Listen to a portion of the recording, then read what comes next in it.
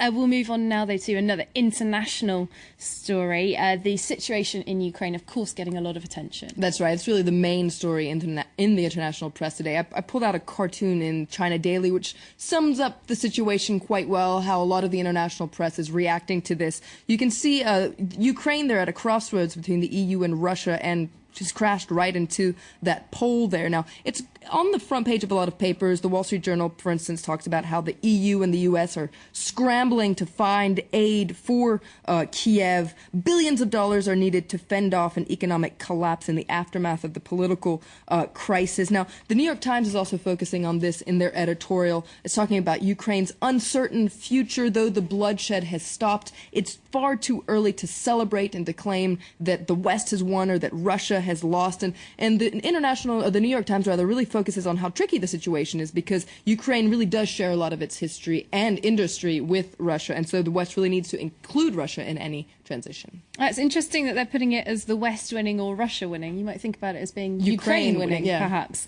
Well,